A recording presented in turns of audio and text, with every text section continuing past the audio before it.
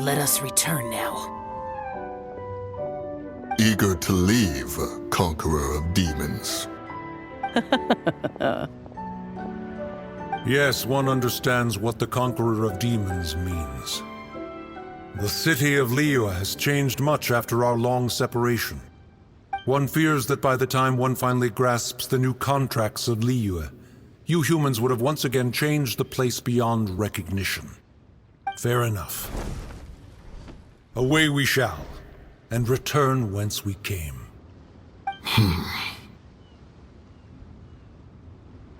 Since we Adepti have consensus, then one shall persist no further. But how will we ensure that the Liyue Chising will not simply exploit their power once we depart?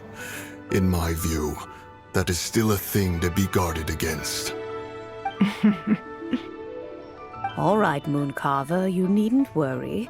It seems to me that this right of supervision is best left to the people of Liyue.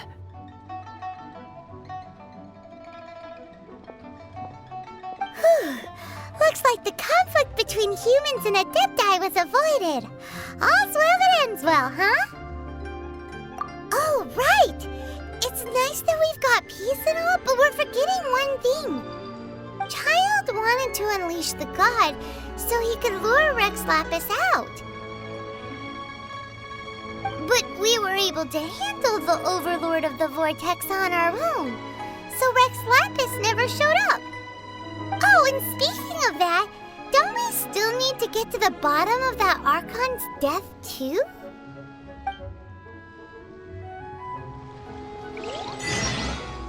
Hyman doesn't get it. But isn't the strongest lead we have the Adeptiless rite of parting that we're organizing? No idea where Zhongli's going.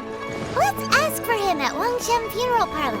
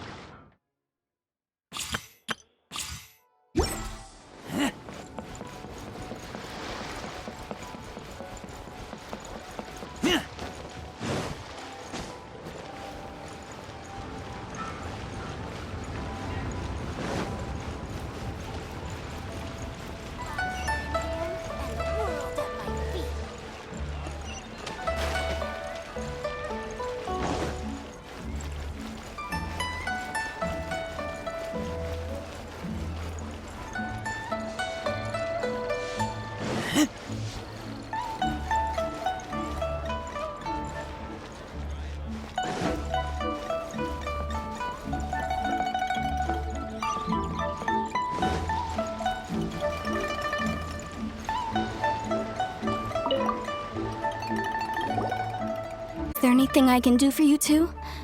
I'm afraid that Wangsheng Funeral Parlor isn't in the best state to receive guests. We've come to see Zhongli. Could you please tell him we're here? Unfortunately, Zhongli isn't here at the moment. It seems he went to Northland Bank. Doesn't the Northland Bank belong to the Fatui?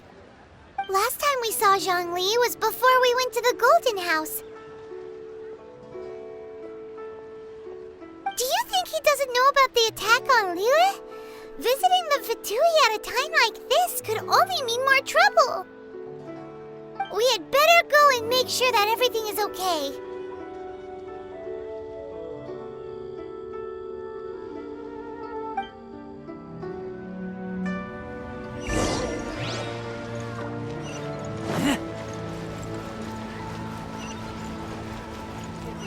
The key here is consumer psychology.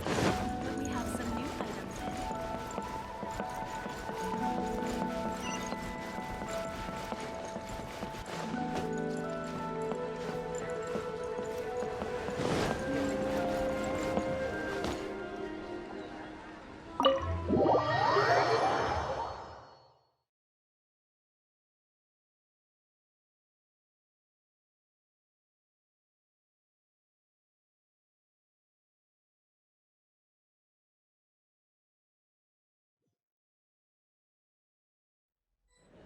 You call this cooperation between Harbingers?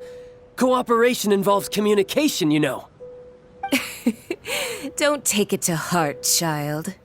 Besides, aren't you happy that you got to skip the formalities and bring chaos to the land? I'm sure you must have enjoyed that. Oh, it seems that some of your friends have arrived. Hey, it's Zhongli and Child. And you! You're also one of the Harbingers? It's you two. I believe we've met once before. In the city of Bards, was it? I'm glad you still remember my name. Ah, right. I imagine that it must have been rather hard to forget watching helplessly as something precious was snatched away from your friend. Well, if it isn't you two. This is our first time seeing each other since Liyue was nearly wiped off the map. This is certainly a bit awkward, wouldn't you say? Paimon knew that we should never have trusted a Fatui Harbinger. Oh, now don't say that. Sure, I may have misled you, but I never had anything against you personally. Besides, I thought we were getting along quite well together, didn't you?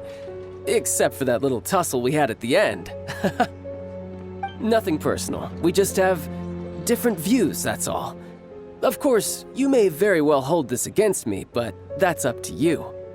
The real deceivers here are Senora and Zhongli. Curse them for leading me on. So actually, I think... Stop wasting time, child. There'll be plenty of time to chat once I'm through here. You remember the agreement, Morax. Now, if you would be so kind. The Gnosis, please. What in the world are you talking about? The contract is fulfilled. That which thou seeketh is now bestowed unto thee. For my promise is solid as stone.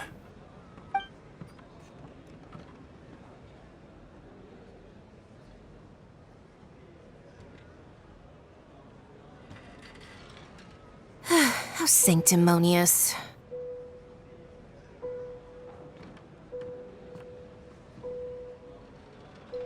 What? So you're the Lord of Chiao? No, wait! That's an exciting twist and all, but why give the Gnosis to the Fatui? I do not give it for free. I give it as agreed upon in the contract, for it is a matter solely between the Tsaritsa and I. Yeah, you don't think you went a little bit too far with that whole fake death thing? Everyone was preparing the ceremony for you, and splat! This big dragon falls out of the sky, and all of Liyue goes into an uproar. Talk about a disaster. Gathering all the forces that had been bubbling behind the scenes, and then stirring them together in a pot that was bound to boil over. That's what he wanted to see, am I right? Wait, what? Perhaps it's best that I explain.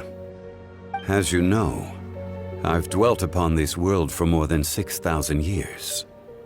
It is now 3,700 years ago that I founded Liyue together with the Adepti. Even boulders that can withstand whirlpools will erode with the passing of time. I kept convincing myself that cracks had not begun to form, and that the end of my time had not yet come.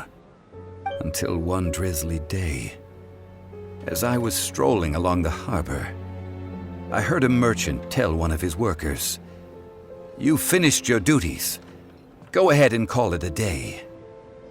I stood motionless among the crowds, asking myself, have I already finished my duties? Oh, Zhongli. But as I began to consider relinquishing my divine role, I soon discovered that many reasons still remained to not hastily depart. Was Liyue, the city I had dwelt in for so long, already prepared to enter its next age? I decided that a test was needed in order to reveal the answer. So I feigned my own death, and gathered the cast of Child, the Adepti, and the Liyue Qixing to play their roles together on the stage that was Liyue. Indeed I was, The Gnosis, which I had kept for so many years, suddenly seemed to have lost its meaning. That's right, which is why I continued to safeguard the Gnosis until now. So you mean that if the chaos ever reached the point of no return, you would simply appear and use your divine powers to bring Liyue back under control? Of course, and it would have been all too easy for him too.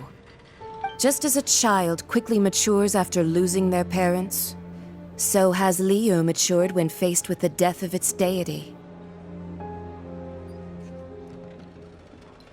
In the end, the resolution to all that has transpired was even more satisfactory than I could have hoped for.